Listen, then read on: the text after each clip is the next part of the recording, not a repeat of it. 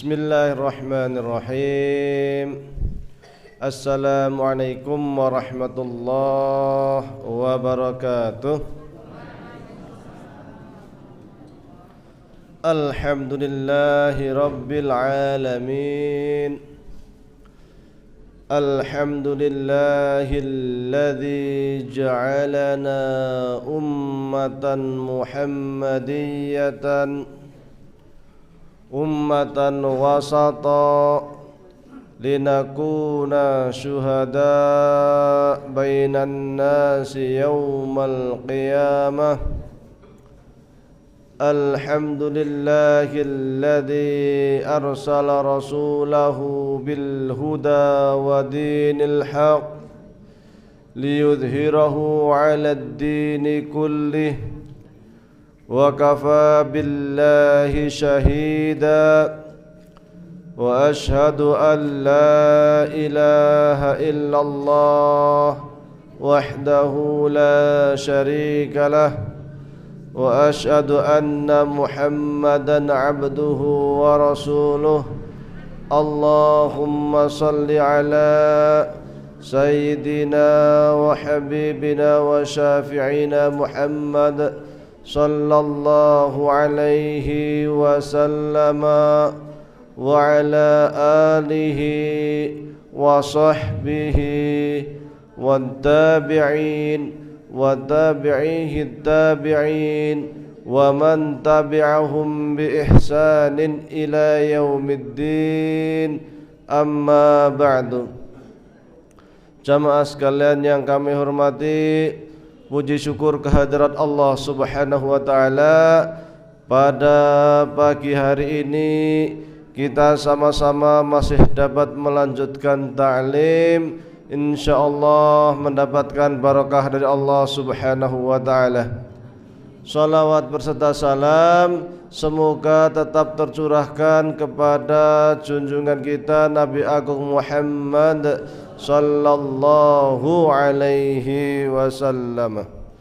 Insyaallah kita akan lanjutkan hadis selanjutnya.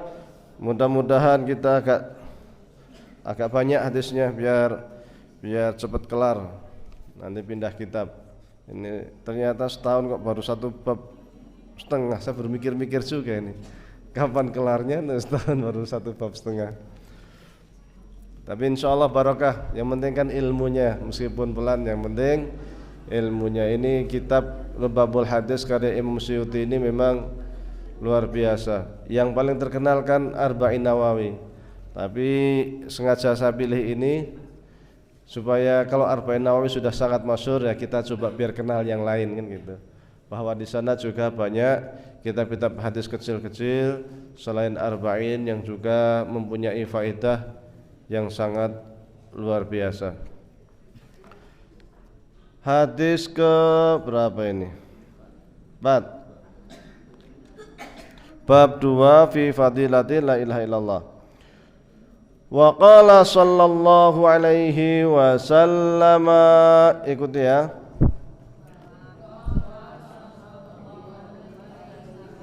Wa qala sallallahu alaihi wasallam,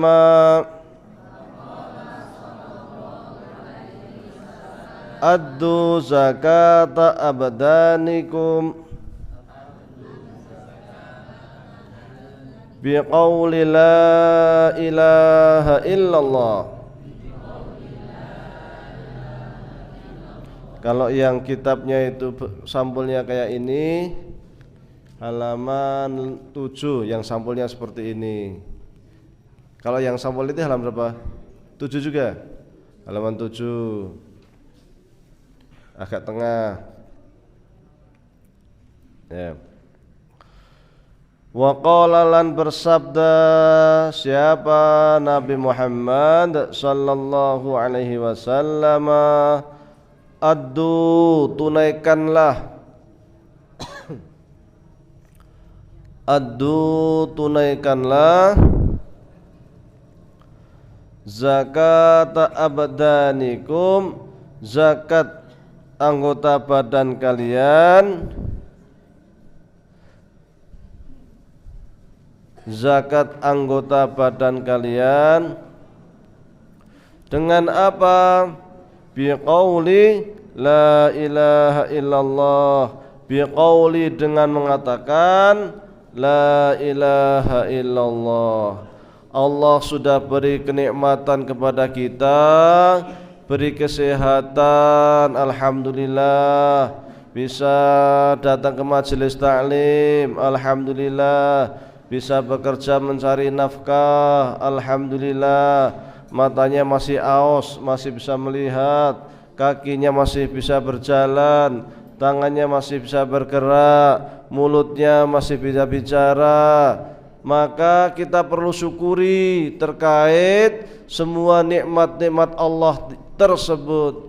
Sekiranya semua nikmat Allah itu mesti kita keluarkan zakat, maka nikmat Allah yang ada dalam diri kita juga mestinya kita keluarkan zakatnya. Bagaimana kita mensyukuri dengan mengeluarkan zakat kesehatan yang Allah berikan kepada kita? Dengan selalu mengucapkan kalimat la ilaha illallah, kalimat yang sangat mudah diucapkan di lisan, namun mempunyai pengaruh spiritual, pengaruh hati, pengaruh ketenangan yang luar biasa. Sekiranya hendak mempunyai kata-kata la ilaha illallah ini ingin merasuk dalam hati kita, maka kita resapi. Zikir bukan hanya di lisan, tetapi zikir hati ini yang paling dalam. Zikir hati la ilaha illallah, la ilaha illallah, la ilaha illallah. Lisannya iya, hatinya juga iya. Ngikutin yang hati, hati ngikutin lisan, atau lisan ngikutin hati. Ya, lisan ngikutin hati. Sekiranya lisannya enggak bisa, ya hati selalu la ilaha illallah. Kita akan terjaga, Allah akan melindungi kita dari banyak hal, terutama godaan-godaan setan. Orang yang gampang kesurupan itu umumnya karena lalai berzikir, sering ngelamun, jiwanya kosong. Jadinya ketika setan lewat bisa masuk gampang. Ya, ada kalau di kampung-kampung kadang orang yang ketempelan, istilahnya itu ketempelan. Ketempelan itu kalau dalam hadis Nabi ada kencing sembarangan, akhirnya ternyata di situ ada rumah jin, ya kan? Jinnya marah, akhirnya masuk ke tubuh dia, ngikutin sampai di tubuh dia membuat rumahnya di tubuh kita. Jin itu bisa masuk, bisa ngikutin aliran darah dan bisa mempengaruhi otak kita, sehingga kita menjadi was-was. Makanya kan yuwaswisu fi sudurinas, yuwaswisu fi sudurinas, menjadi was-was. Maka ketika orang was-was itu sering was-was macam-macam. Sholat rakaatnya ragu-ragu, saya itu sudah 4 rakaat atau 3 rakaat ya, saya tadi wudhu itu wajahnya udah tak basuh belum ya. Nah, itu alamat sering lupa. Apalagi kalau tidur mimpinya di kuburan aja, alamat itu. Kalau enggak ngimpi di kuburan, ngimpinya di laut, banjir aja, air aja. Nah, kalau enggak ngimpinya di bukit, mau jatuh aja. Enggak enten? Serius nih, harus diruqyah itu. Karena jin itu masuk ke tubuh kita itu ada 2 cara, 2 macam. Satu memang iseng pengen masuk sendiri, satu kiriman, orang yang ngirim, dukun. Nah, dukun ngirim itu ya karena iri, karena dengki, sehingga ngutus bangsa jin pergi ke dukun, wahai dukun ini tak kasih mahar. Dukunnya macam-macam, mau sakit atau langsung mau mati gitu ya. Langsung mau mati gitu. Nah, kalau mau ngasih 10 juta gitu kan. Tapi kalau sakit-sakit ya tergantung sakitnya berapa lama, 3 bulan. Oke, 3 bulan 30 juta. Setahun 70 juta kan itu kan maharnya. Nanti sama dukunnya kontrak sama jinnya. Kontraknya sama bos jin. Nah, nanti kalau kita sama kita kan kontraknya pakai materai ya, surat ini materai tanda tangan ya kan, itu kontraknya. Dukun sama kontrak juga sama bangsa jin seperti itu, pakai ayam cemani, pakai dupa, kembang 7 rupa, poso mutih, poso ngeblong, macam-macam. Tergantung syarat yang diminta sama jin.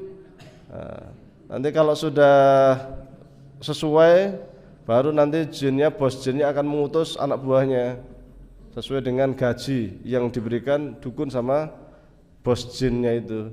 Akan ngutus anak buahnya, dan biasanya nggak ngutus tuh nggak cuma satu, 100 jin diutus.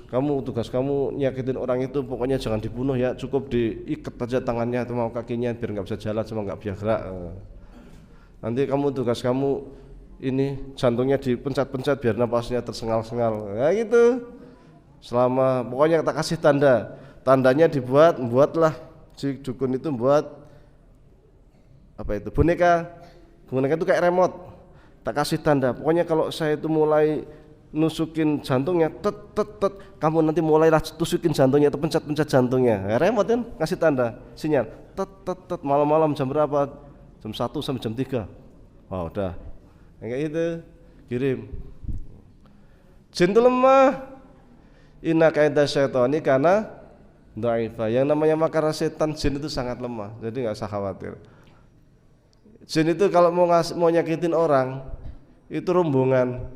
Satu orang itu bisa 100 jin, 50 jin.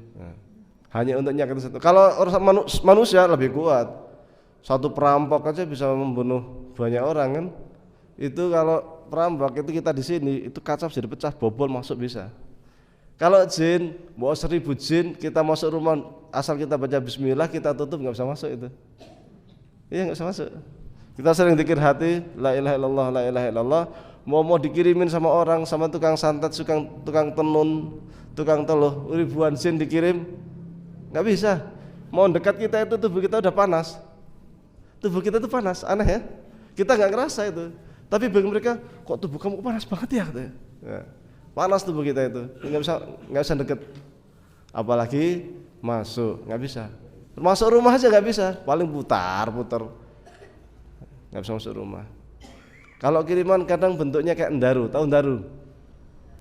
Kalau zaman dulu itu kayak gayung, tapi bentuknya itu kepalanya itu kepala api, punya ekor.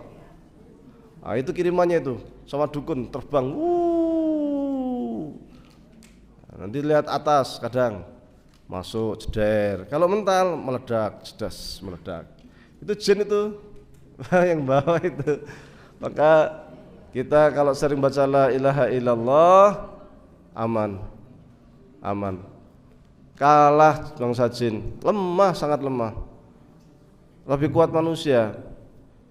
Makar yang paling kuat itu makar perempuan. Inna kaidahunna azim. Tuh, kalau Allah mengatakan sesungguhnya makar perempuan tuh azim, sangat besar. Tapi ketika ngomong jin, inna kaida syaitoni kana dhaifa. Yang namanya makarnya jin sangat lemah. Bacain bismillah hilang. Ini nek setan, nek perempuan nggoda dhewe ngono, mau bacain ayat kursi. Tergantung imannya. Oh iya.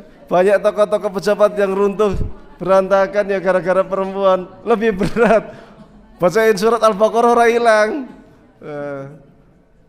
diketip itok ya bisa luluh itu laki-laki itu dengan makarnya perempuan. Beda sama makarnya jin. Jadi dulu itu saya pernah cerita tentang tuyul belum ya? Ada tuyul zaman Nabi itu. Tuyul ini nyuri harta di Baitul Mal. Waktu itu penjaga Baitul Mal kalau tak silap itu Ibnu Mas'ud. Malam-malam di Baitul Mal itu banyak gandum gitu kan. Ambil tuyul itu, ketahuan sama Ibnu Mas'ud, ditangkap, wujudnya kayak manusia. Ditangkap, kamu mencuri ya? Saya laporkan kamu ke Rasulullah SAW. Kata tuyulnya ini, ya saya sengaja ngambil karena saya butuh, saya lapar dia. Ya udah karena lapar ya silakan diambil secukupnya, dilepas. Nah, dia Ibnu Mas'ud mikirnya ini manusia, nggak mikir kalau itu tuyul. Malam berikutnya nyolong lagi dia orang yang sama, tangkap lagi, kamu nyolong lagi kamu katanya. Saya butuh, saya lapar. Ya Baitul Mal kan untuk kaum muslimin, kalau ada orang butuh lapar ya silahkan ngambilkan hak dia gitu. Ambillah. Besok lagi nyolong lagi, tangkap lagi. Pas ketangkap, wah kali ini kamu gak akan tak maafkan gitu Ibnu Mas'ud. Saya laporkan ke Rasulullah SAW. Ini tuhnya ketakutan. Wah jangan dilaporkan nih. Saya mau jujur nih katanya. Jujur kenapa nih? Saya ini aslinya bukan manusia katanya. Saya dari bangsa jin nih. Loh dari bangsa jin kenapa nyolong nih? Saya butuh katanya itu. Terus dia bilang gini si jinnya itu, si tuyulnya itu. Teman saya kasih tahu gitu supaya Baitul Mal harta kita semuanya itu aman selamat dari bangsa jin. Apa itu? Kata si jinnya ini menjawab, kalau harta bendamu hendak aman dari tuyul, dari makhluk-makhluk halus, sering-sering saja membaca ayat kursi, maka setan gak akan berani mendekat. Nah, aman gitu kan. Setelah itu baru tuyulnya pergi, dilepaskan. Esok harinya Ibnu Mas'ud menghadap Rasulullah SAW. Ya Rasulullah, ini 3 hari ini terjadi peristiwa aneh katanya. Saya ini menjaga Baitul Mal. Ketika saya menjaga Baitul Mal, kemarin hari pertama ada yang nyuri. Saya tangkap, hendak saya bawa ke hadapan engkau, tapi dia ngakunya kelaparan dan butuh. Saya lepaskan. Hari kedua nyuri lagi, saya tangkap lagi. Hendak saya hadapkan ke engkau, namun ngakunya kelaparan. Saya lepaskan lagi. Hari ketiga nyuri lagi, saya tangkap lagi. Kali ini saya tidak akan melepaskan, maka saya sampaikan hendak saya laporkan ke engkau ya Rasulullah, tapi makhluk itu mengaku dia bukan manusia, tapi dia dari bangsa jin. Kemudian ngasih nasihat dengan mengatakan, sekiranya harta kita itu hendak aman, maka sering-seringlah baca ayat kursi. Rasul ketawa. Kata Rasul, tumben bangsa jin jujur, biasanya bohong. Shadaqa wa in kadzab gitu ya. Tumben jujur, biasanya pembohong gitu ya. Artinya apa?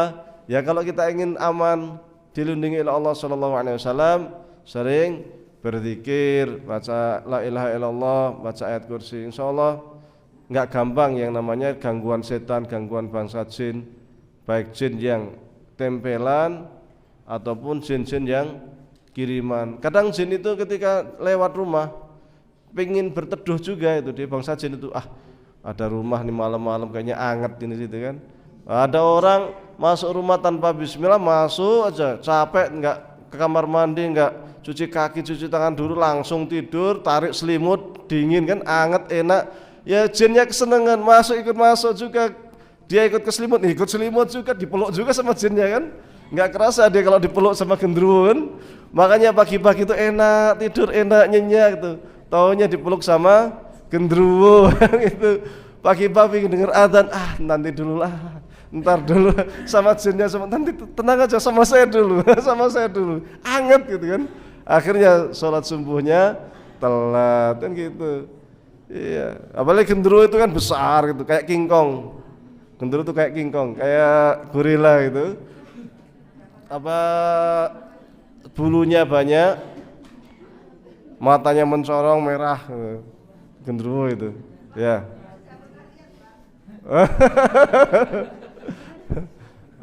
Ngelihatnya wangsit di dunia lain. Ya, seperti itulah. Kan mesin macam-macam. Ada yang bentuknya itu kayak raksasa, kakinya itu mungkin segini tuh, satu kaki itu gini. Ngelihat tuh, masya Allah tinggi minta ampun. Itu bangsa jin. Macam-macam. Ada yang biasa segede kita, ada yang kecil. Nah, udah pernah lihatnya di dunia lain. Baik, lanjut. Maka apa ya, intinya itu kita sering-seringlah hati kita hiasi dengan zikir itu.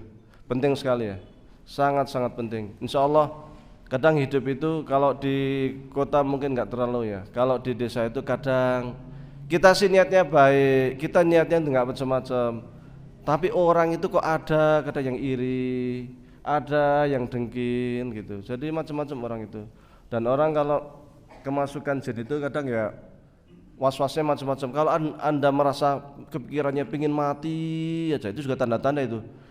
Yang di otak tuh kok mati aja, matinya itu was-was. Saya kayaknya udah mau mati nih saya ini.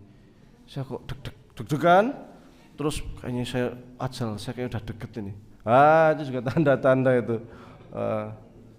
Perlu di ru'yah itu. Ya.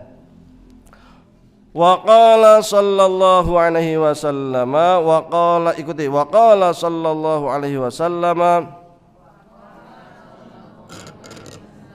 ma min 'abdin yaqulu la ilaha illallah Muhammadun Rasulullah illa qala Allah ta'ala sadaqa 'abdi anallahu la ilaha illa ana ushidukum ya malaikati qad ghafartu lahu ma taqaddama min dambihi wa ma ta'akhkhara. Sekali lagi, wa qala sallallahu alaihi wasallam ma min 'abdin yaqulu la ilaha illallah Muhammadur Rasulullah illa qala Allah ta'ala sadaqa 'abdi annallahu la ilaha illa ana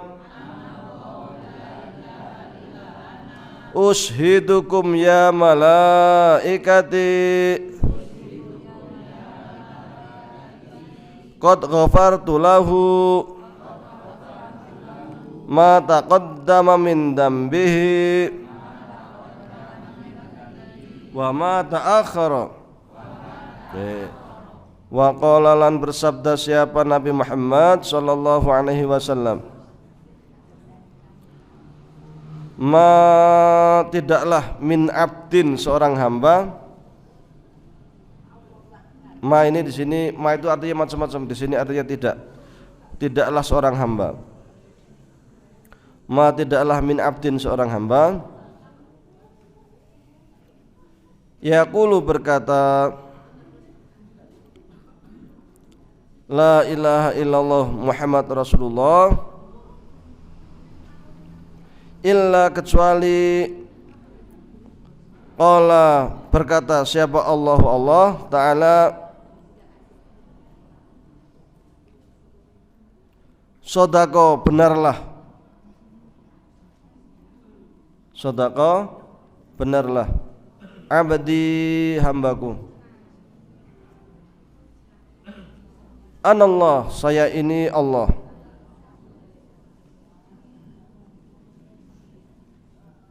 anallah saya ini Allah, la ilaha tidak ada Tuhan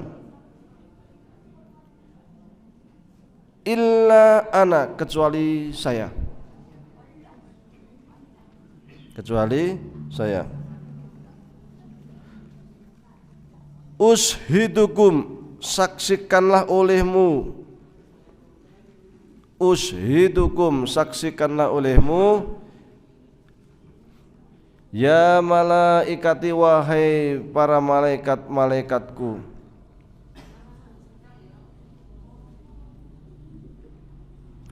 qad ghafartu sungguh telah aku ampuni, qad ghafartu sungguh telah aku ampuni lahu baginya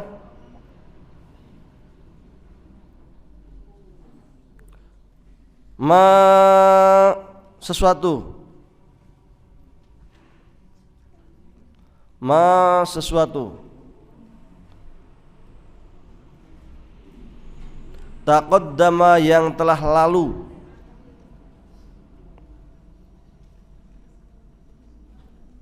taqaddama yang telah lalu, min dzambihi dari dosanya,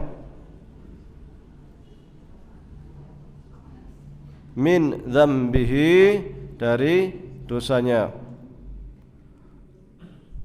wama dan sesuatu ta'akhkhara yang akan datang. Jadi Nabi Muhammad SAW bersabda, tidaklah suatu hamba itu mengucapkan kata la ilaha illallah Muhammad Rasulullah kecuali Allah akan berfirman berkata, anallah shadaqa abdi, benar ketika kita mengucapkan la ilaha illallah Muhammadur Rasulullah, la ilaha illallah Muhammadur Rasulullah, la ilaha illallah Muhammadur Rasulullah, maka Allah mengatakan, setiap kita mengatakan la ilaha illallah, benar, benar hambaku, yang kamu katakan itu benar, yang kamu katakan itu benar. Anallah, saya ini memang Allah, saya ini Allah, la ilaha illa ana, tidak ada Tuhan selain saya.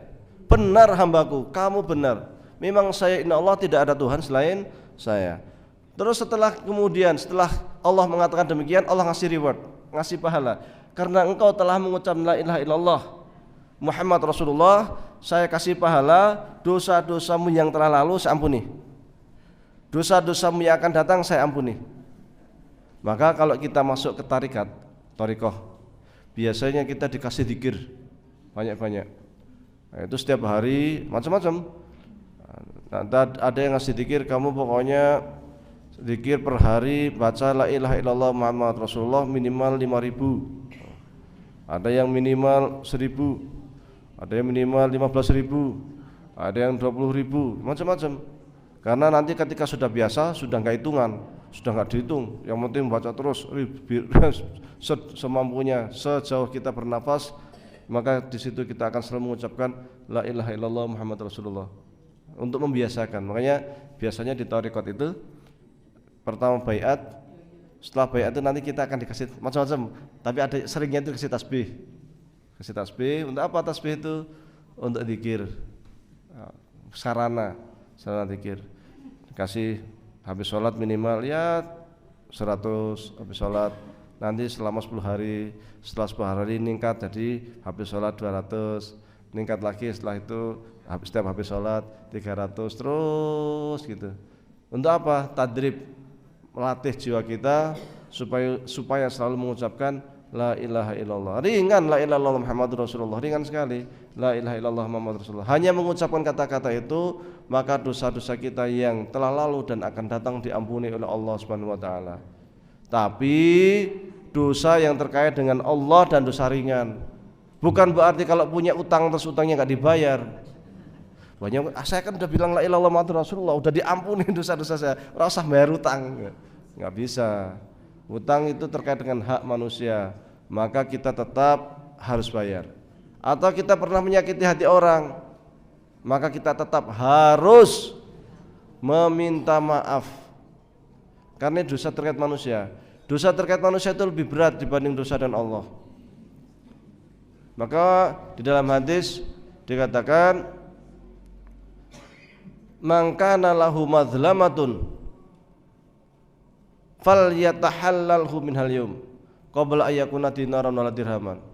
Sesiapa yang pernah mendolimi hambanya, sesama manusia, saudaranya, maka hendaklah dia minta dihalalkan saat ini, saat ketika kita masih hidup di dunia, sebelum kelak di akhirat harta benda itu sudah tidak ada gunanya lagi. Wong Jawa pintar, supaya kita itu saling maaf-memaafkan, maka dibuatlah acara halal bihalal, ya kan gitu. Fal yatahallal, hendaklah minta dihalalkan. Akhirnya buat acara yang namanya halal bihalal. Ora ono nang Arab, nang Mesir, nang Saudi ki ono. Kalau kita bilang ini kita mau ada acara halal bihalal, bingung mereka opo acara halal bihalal. Ya. Tapi pinternya orang Indonesia, hadis Nabi dibuat acara, dibuat semacam apa istilahnya itu, kumpul bersama, saling sungkem, saling memaafkan. Supaya apa? Supaya dosa sesama manusia itu bisa runtuh. Karena ketika kita sesama kita itu saling jabat tangan, itu dosa-dosa kita itu hilang. Ma min abdin, barang siapa seorang hamba yaltaqiyani yang ketemu, kemudian yatasafahani, kemudian dia itu saling berjabat tangan, maka Allah akan ampuni dosa-dosanya hatta yatafarraqa, sampai keduanya itu berpisah.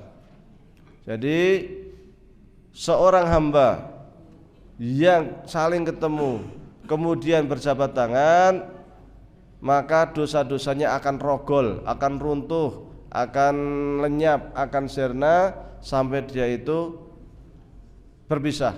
Maka Rasul dulu kalau jabat tangan itu agak lama. Kalau yang jabat tangan itu sudah gini, udah ngelepas baru Rasul lepas gitu. Jabat tangan. Kalau orang Arab bukan hanya jabat tangan tambah cipika-cipiki. Maka jangan kaget sama cowok kok cipika-cipiki, itu tradisi Arab itu. Iran juga. Kalau di Indonesia nanti waduh iki bahaya iki. Wah.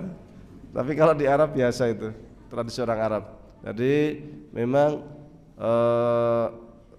kalau ketemu itu alhamdulillah alamin, har istilahnya itu, hangat panas, saling menyapa, itu orang Arab. Supaya dosa-dosanya rogol. Maka kemudian supaya dosa kita itu di dunia sama manusia itu sirna, kalau punya hak atau punya kewajiban dengan saudaranya harus ditunaikan. Termasuk ketika merusak barang tetangga, barang saudaranya tetap harus diganti, apalagi utang harus dibayar. Utang ini paling berat. Seorang hamba meskipun dia itu rajin sholat, rajin puasa, rajin ibadah, kalau punya utang kok nggak dibayar, nggak bisa masuk surga.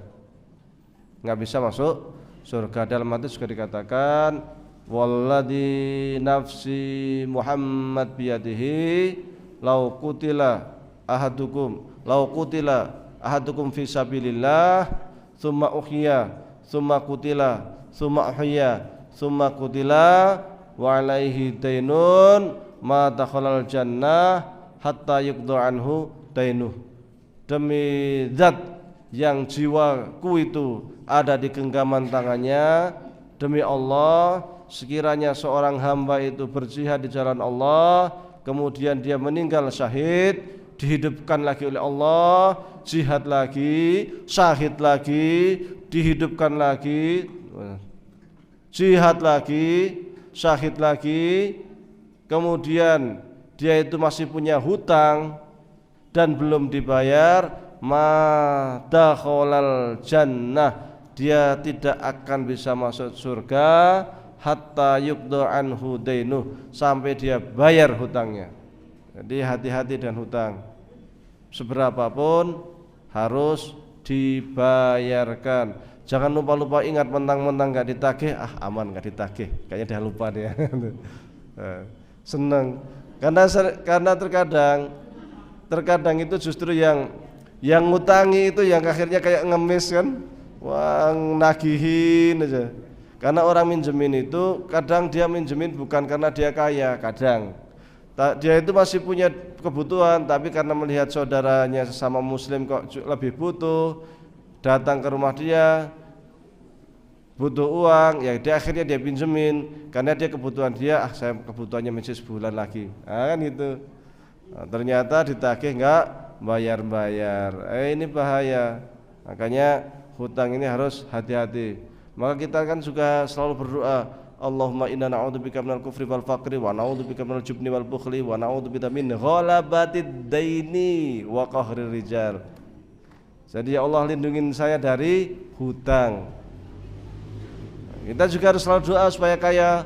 Allahumma ghnina bihalalika an haramik. Ya Allah, berikan saya itu kekayaan, tapi kekayaan dari harta yang halal, kan gitu. Kekayaan dari harta yang halal, supaya kita tidak terbelenggu hutang. Ini sekarang hati-hati itu yang pinjol-pinjol itu. Belum lama kan, baru beberapa hari lalu ada berita orang bunuh diri karena pinjam 9 juta, tahu-tahu suruh ngembaliin 19 juta. Nah, pinjol ini bahaya sekali. Orang kok bangga berhutang. Janganlah. Rasul ya pernah berhutang, manusia. Rasul pernah berhutang, tapi Rasul kalau berhutang itu pakai gadai. Pernah berhutang kepada tetangganya Yahudi, minjem beras, kalau gandum, digadaikanlah baju besinya. Nih baju besi, sekiranya meninggal ambil aja baju besi saya ini, kan itu. Jadi aman tetap, gadai, ada yang digadaikan, sehingga sekiranya nanti dia bisa bayar, gadaiannya diambil. Jadi kalau di bank kita berhutang kemudian ada catatan gadaiannya itu, kalau kamu nggak bisa bayar nanti rumahmu disita, nanti tanahmu disita, nanti apa yang itu memang udah benar. Itu yang secara Islami yang seperti itu memang. Jadi tidak, wah ini bank kok zalim sekali, rumah saya disita, kan gitu. Ya memang seperti itu, karena itu dan hak manusia. Maka dalam fikih Islam dikatakan, umpamanya nih orang gila kan dia nggak punya akal, masuk ke rumah tetangga, ngobrak-abrik rumah tetangga kan, pas tetangganya pulang, loh rumah saya kok sudah hancur berantakan gini, tadi ada orang gila masuk. Nah, orang gila kan nggak punya dosa, dia nggak tahu apa, tapi ditanya ini walinya siapa, wali itu siapa, ini yang orang gila ini punya keluarga nggak? Oh ada, orang tuanya masih hidup. Terus si orang gila itu punya harta enggak? Dia punya harta, maka harus dikeluarkan dari hartanya orang gila itu untuk digantikan. Kalau enggak punya harta ya walinya nanggung. Kan itu hak. Jadi hati-hati ya. Anak kecil ngerusak main bola, nendang bolanya ini kena kaca tetangga pecah. Ya walinya nanggung. Orang tuanya harus ganti. Karena terkait hak orang lain. Maka hak orang lain ini yang sangat hati-hati. Dulu Abu Hanifah itu kan ceritanya seperti itu. Ya, siapa? Nu'man ya, Nu'man. Ceritanya kan sama. Dia itu waktu di jalan mau menuntut ilmu, mau apa, berjalan sampai kehabisan bekal, kelaparan. Karena lapar, nyari makanan gak ada, dia tahu-tahu lihat apel, ada pohon apel. Pohon apel ada jatuh. Wah, kok ada apel ya? Dia langsung makan. Baru separuh ingat, aduh ini bukan hak saya ini. Ini apel ini bukan hak saya ini, bahaya ini. Maka si Nu'man itu langsung mencari siapa yang punya kebun ini, minta dihalalkan. Mumpung masih hidup di dunia, dicari, ketemu pemiliknya. Dia ngomong ke pemiliknya, Assalamualaikum, waalaikumsalam, silakan masuk. Setelah masuk silakan duduklah. Kemudian dia menyampaikan, mohon maaf saya kedatangan ke sini. Tadi saya perjalanan panjang, saya kok kelaparan. Kebetulan kok tadi lihat ada pohon apel, di bawahnya ada apel yang jatuh. Saya ambil, saya makan, saya refleks gak sengaja. Setelah saya makan habis paruh, baru ingat ini apel siapa? Ternyata apelnya bapak. Ini sudah saya makan separuhnya lagi masih ada ini. Jadi saya mohon kepada bapak untuk memaafkan saya, menghalalkan separuh apel yang sudah di perut saya. Maka kata orang tuanya itu mengatakan begini, oh Kak, memaafkan kamu, menghalalkan ini enggak sederhana ini. Boleh saya maafkan dengan syarat gitu ya. Waduh, padahal cuma separuh apel aja mau minta maaf dengan syarat ya. Ya Nu'man ini sudah terlanjur daripada nanti di akhirat kena siksa masuk neraka, mending dia dihalalkan di dunia. Syaratnya apa kata bapaknya? Kata Nu'man. Maka kemudian bapak mengatakan syaratnya kamu harus menikahi anak saya katanya. Walah malah suruh nikahin. Tapi anak saya ini harus kamu tahu ya, anak saya itu buta, tuli, bisu. Anak saya buta, tuli dan bisu. Nu'man bingung, waduh gimana ini gitu ya. Gara-gara separuh apel yang dia makan gak sengaja di jalan, dia harus menikahi anaknya yang tuli, buta dan bisu. Tapi dia mikir, ini di dunia jauh lebih ringan dibanding kelak di akhirat itu harus masuk neraka lebih berat. Karena meskipun hanya sedikit, apa yang masuk ke perut kita dari sesuatu yang tidak halal itu sama artinya kita itu makan api neraka. Api neraka masuk ke perut kita. Maka dia mengatakan siap, baik, saya terima. Diterima. Kemudian dia nikahlah dengan walinya, sah, tenang dia. Tapi dia masih deg-degan. Waduh, istri, dia belum lihat istrinya. Lihatnya nanti malam pertama kan. Malam pertama dia ketuk pintu kamarnya, assalamualaikum.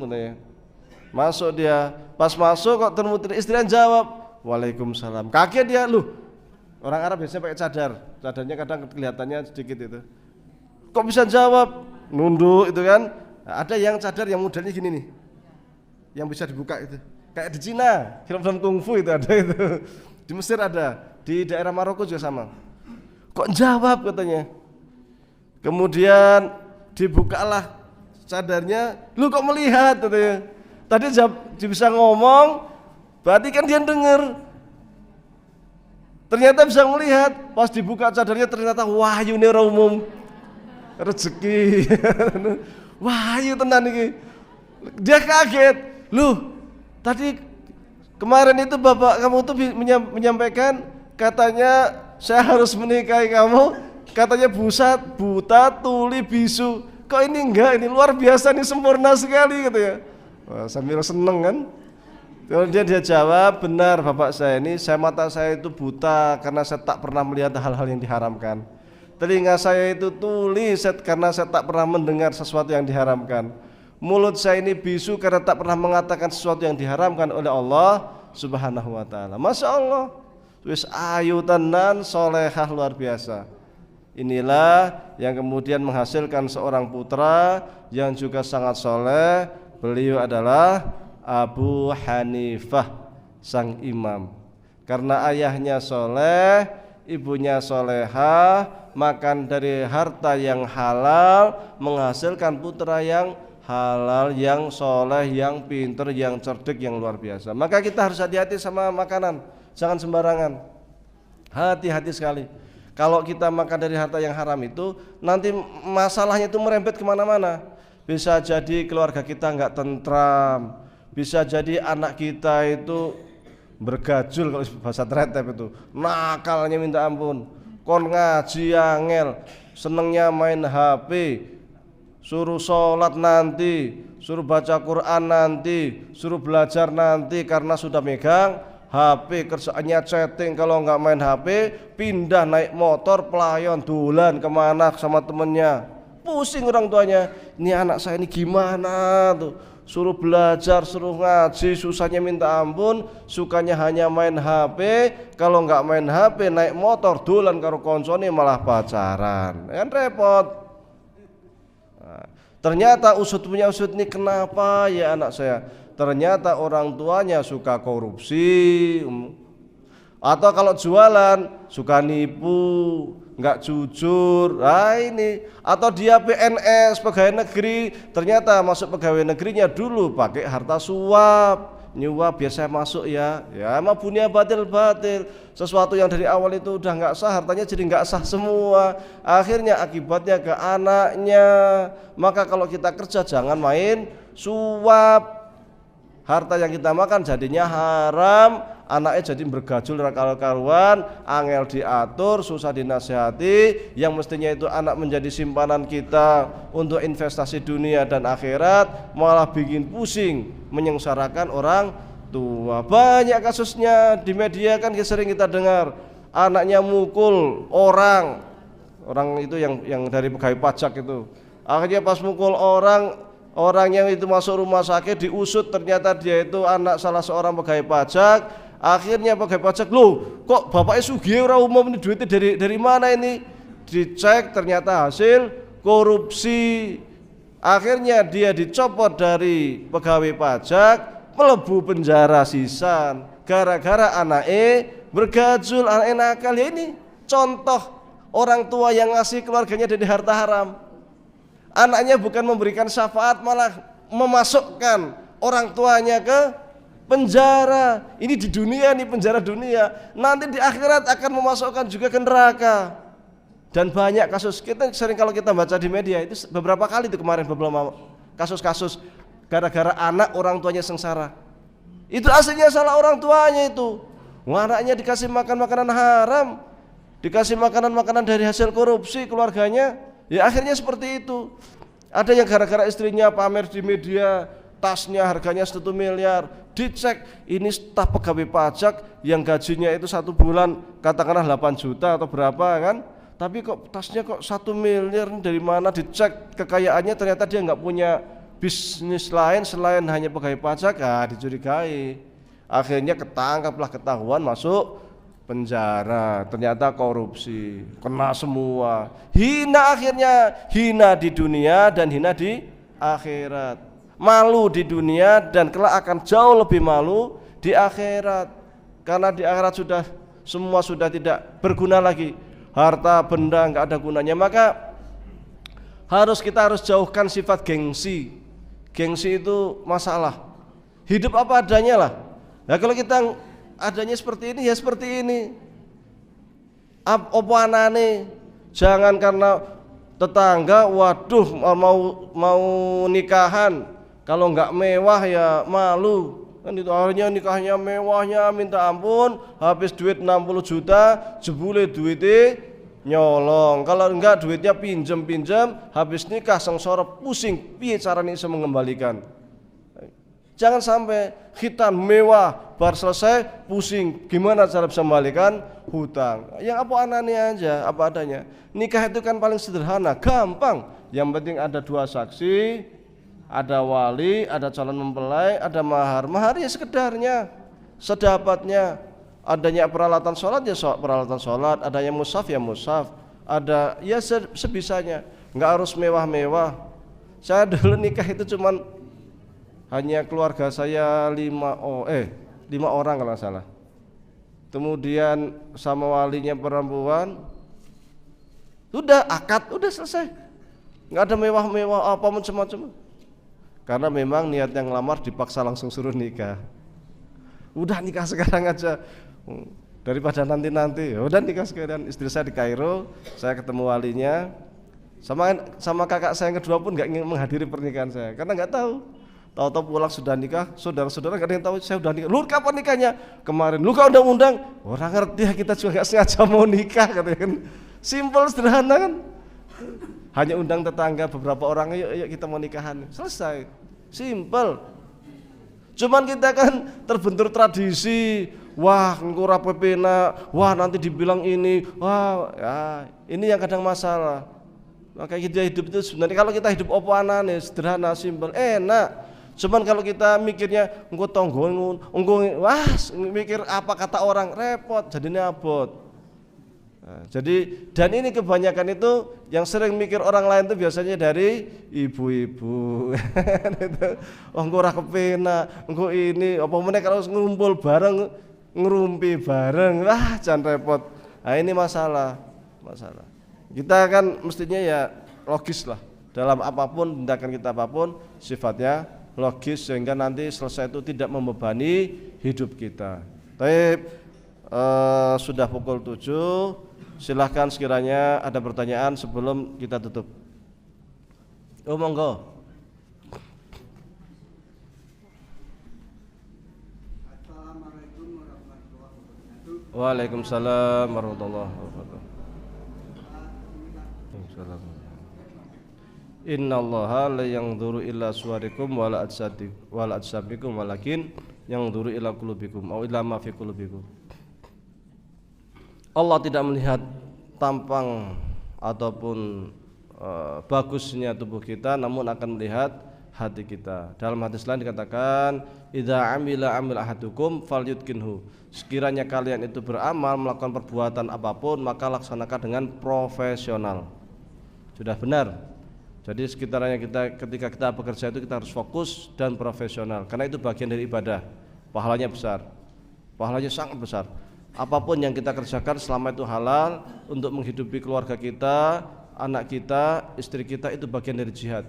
Bahkan sekiranya orang itu pergi bekerja, niatnya bekerja, niat lillahi ta'ala untuk menafkahi keluarga, kok dilalai, kebetulan di jalan itu ada mobil keserempet akhirnya meninggal dunia, itu pahalanya statusnya syahid. Luar biasa Islam itu menghargai pekerjaan. Adapun salat itu disebutkan di dalam kitab Ihya Ulumuddin. Kata Imam Ghazali begini, betapa banyak saya melihat orang itu tidak sedang minum khamar, tidak sedang mabuk, tetapi ketika sholat dia tidak tahu apa yang dia baca. Gimana? Jadi kita dalam kondisi nggak mabuk, tapi kita itu kepikiran kemana-mana, kan Fatihah udah hafal, doa-doanya udah hafal semua, jadi baca aja dia. Tapi dia itu nggak layadri, dia nggak tahu apa yang dia baca. Itu kata Ghazali. Ya begini, yang namanya khusyuk sholat itu memang bukan bagian dari rukun. Artinya selama kita membaca yang hal-hal atau melakukan yang rukun dan yang syarat itu sudah sempurna, itu sholat sudah sah. Kalau dari sisi sahnya ya, itu sudah sah. Sekiranya ke dalam sholat kemudian mikir macam-macam, ketika kita ingat sholat langsung ingat bacaannya. Jadi idealnya itu kita menghayati bacaan kita. Jadi saya bilang subhanallah ya subhanallah, kita alhamdulillahirabbil alamin arrahmanirrahim maliki yaumiddin. Kita masukkan ke dalam hati. Jadi lisan itu tetap baca karena ada namanya rukun qauli yang enggak boleh di hati. Kayak baca Fatihah itu enggak boleh Allahu Akbar, diam aja, dia bacanya dalam hati. Itu salatnya tidak sah. Salatnya tidak sah karena itu rukun qauli, harus diucapkan. Meskipun hanya pelan. Alhamdulillahirabbil alamin arrahmanirrahim maliki yaumiddin iyyaka na'budu wa iyyaka nasta'in. Harus diucapkan. Itu rukun qauli. Makanya disebut dengan istilah membaca qiraah. Yang namanya membaca itu harus dilafalkan. Kalau dalam hati jenenge batin. Maka kalau ada anak kecil ada di SD, guru SD, "Nak, silahkan baca halaman 1." Sudah, Bu. Lu kapan bacanya? Dalam hati, Bu. Itu belum baca. Baca harus diucapkan, baru namanya baca. Kalau dalam hati itu namanya batin, harus dibaca. Kemudian juga tasyahud harus dibaca. Yang lain-lain itu sunnah hay'ah, tetapi idealnya dibaca meskipun hanya telinga kita yang dengar. Ayo pelan. Nah, itu nanti dengan kita membaca lisan dan menghayati dalam hati, insya Allah mudah-mudahan kita jadi ingat kalau kita itu sedang menghadap Allah. Biasanya kalau di Mesir imamnya itu biasanya mengingatkan ketika hendak sholat itu bilang gini, sawu sufufakum fa inna tasfiyatas sufuf min tamimis shalah. Itu yang pertama. Rapatkan barisan, luruskan barisan karena itu bagian dari kesempurnaan sholat jamaah. Kemudian ada lagi, shollu sholatan muwadda'. Sholatlah kamu seakan-akan ini hari terakhir kamu dan seakan-akan ini adalah pertemuan kamu dengan Allah Subhanahu wa taala, langsung hari perpisahan. Shollu, imamnya ngingatin biasanya, shollu sholatan muwadda'. Jadi boleh di bahasa Indonesia kan, boleh imamnya ketika hendak sholat menghadap ke makmum dulu lalu mengatakan sholat yang khusyuk. Bayangkan, ingat bahwa kita itu hari ini barangkali ini sholat terakhir kita, maka sholat yang khusyuk. Barangkali ini sholat terakhir kita. Boleh imam mengingatkan gitu sebelum takbir, karena kan belum sholat. Kecuali waktu sholat kok ngingatin, ya kan? Nah ini baru batal. Tapi kalau sebelum sholat itu monggo kerso. Termasuk sebelum sholat kok ada yang jabat tangan apa? Ya kan sebelum sholat mau jabat tangan silakan. Atau habis sholat jabat tangan ya silakan. Udah selesai sholat mau langsung makan juga boleh, mau kamar mandi juga boleh. Namanya juga udah selesai sholat kan gitu. Maka ada orang yang aneh, oh jabat tangan setelah sholat bid'ah. Bid'ah dari mana? Udah selesai sholat. Oh sebelum sholat kok jabat tangan bid'ah. Bid'ah dari mana? Sholatnya kan belum mulai. Saya terserah mau duduk, mau berdiri, mau jalan-jalan, mau makan, belum sholat. Kalau waktu sholat ada yang jabat tangan kok kita batal. Seperti itu ya. Wallahu a'lam. Ada yang lain? Monggo. Roh. Manusia itu punya roh itu yang apa istilahnya? Yang bikin kita hidup. Yang bikin kita hidup itu ya roh. Nanti kalau kita rohnya dicabut, mati kita. Itu roh. Jiwa itu kalau dalam bahasa Arabnya namanya an-nafsu. Jiwa itu dibagi menjadi 3. Nafsul mutmainnah, nafsul ammarah, dan nafsul lawamah. Mutmainnah itu jiwa yang tenang, yang damai karena selalu berzikir kepada Allah. Ada lagi jiwa yang amarah, yang dia itu selalu membisik-bisikkan hati kita itu untuk berbuat kejahatan, keburukan. Ada yang lawamah, yang lembut. Tapi untuk melihat perbedaan simpelnya begini, perbedaan yang simpel, yang kita rasakan aja. Kalau orang roh mati, itu rohnya hilang, pasti. Kalau Anda tidur, itu rohnya nggak hilang, tapi jiwanya itu melalang buana. Jiwa Anda itu melalang buana, maka Anda akan mimpi ini macam-macam itu. Tapi rohnya tetap ada. Jiwanya, maka ada kalau di Jawa itu ada namanya rogo sukmo. Ada yang pernah dengar? Rogo sukmo. Sukmanya keluar dari tubuh kita. Bukan rohnya keluar mati. Tapi jiwa. Dan jiwa itu dia sifatnya sangat halus sekali. Enggak tahu apakah ada yang pernah mengalami atau tidak. Pernah enggak mimpi, tapi di dalam mimpi itu seakan-akan kenyataan? Pernah? Nah itu jiwa itu. Pernah enggak mimpi kita itu di dalam mimpi kita itu melihat atau merasakan kebesaran Allah? Saya pernah mimpi kalau beberapa kali bahkan. Kalau kita dalam mimpi sujud, dalam mimpi itu kita tuh enggak berani, kita langsung sujud otomatis, blek. Kita hanya mengucapkan subhanallah, Allahu Akbar, dan yang namanya tubuh itu bergetarnya luar biasa. Tubuh kita bergetar. Dan hanya bisa menangis, dan untuk ndangak tok ini enggak berani. Hanya untuk ndangak enggak berani sama sekali. Kita hanya sujud, hanya bisa berzikir karena keagungan Allah yang namanya Allahu Akbar itu kerasa sekali. Dan itu ketika bangun itu kita masih sesenggukan. Nah, itu nafs. Jiwa itu. Dan kedamaian luar biasa. Kita seakan-akan masuk ke alam lain itu, alam ruh. Itu jiwa. Atau nah ini yang sering dialami juga oleh orang. Kita mimpi ketemu jin, ketemu apa, ketemu setan. Nah, itu nafs kita itu. Yang saling ketemu itu, yang diganggu sama setan itu. Bukan roh kita. Rohnya itu nanti kalau hilang, ya hilang itu aja. Itu nafas. Nah, kalau kita ngimpi kok sedang zikir, merasakan keagungan Allah, itu nafsu mutmainnah atau nafsu lawamah.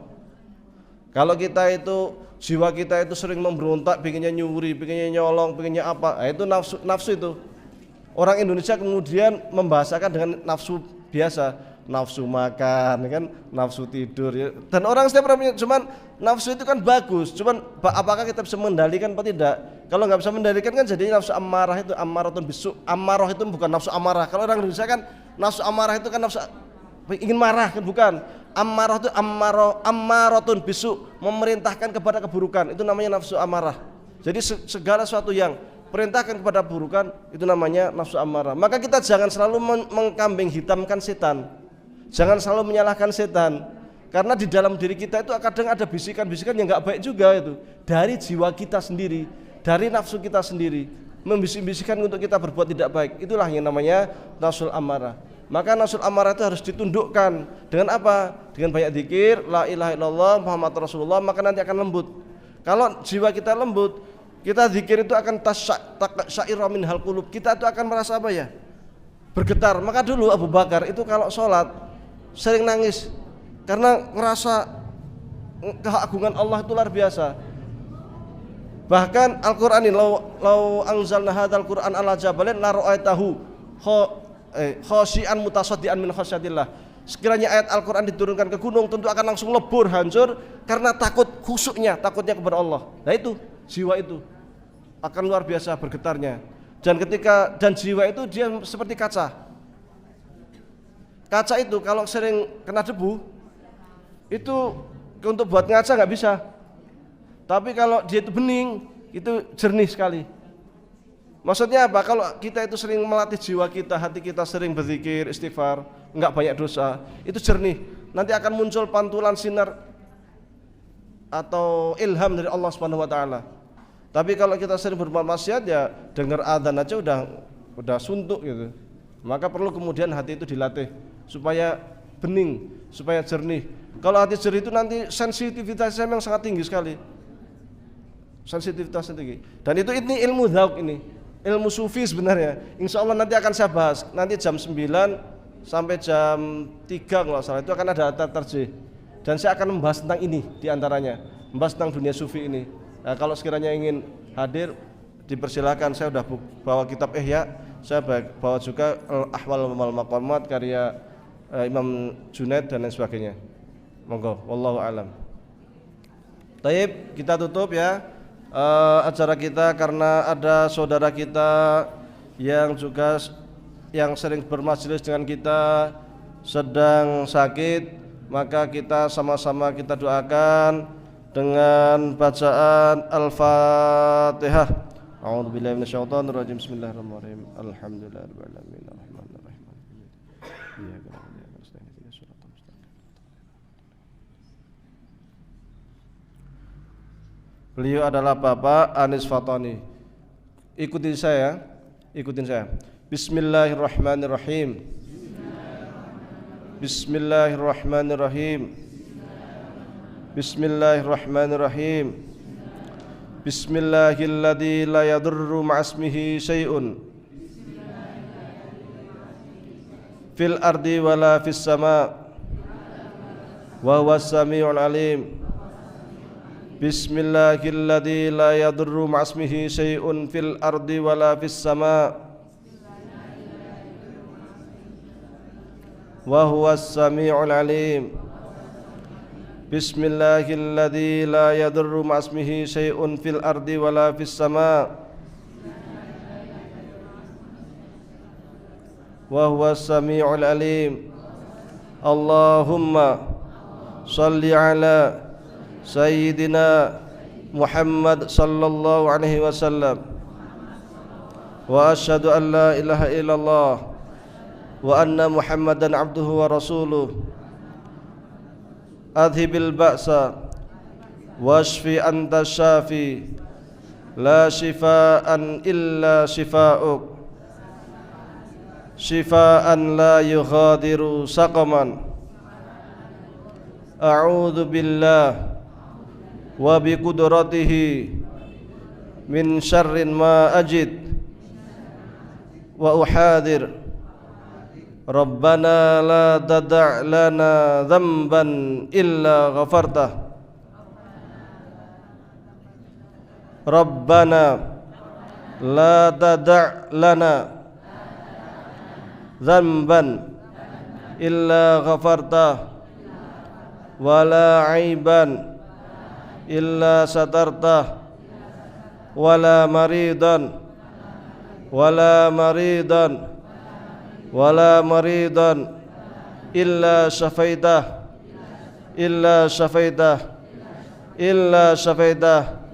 ya arhamar rahimin. Rabbana atina fid dunya hasanah wa fil akhirati hasanah wa qina adzabannar. Alhamdulillahirabbil alamin. Syukran, aqulu qouli hadza wa astaghfirullah li wa lakum. Nun wal qalami wa ma yasturun fastabiqul khairat wallahu musta'an. Assalamualaikum warahmatullahi wabarakatuh.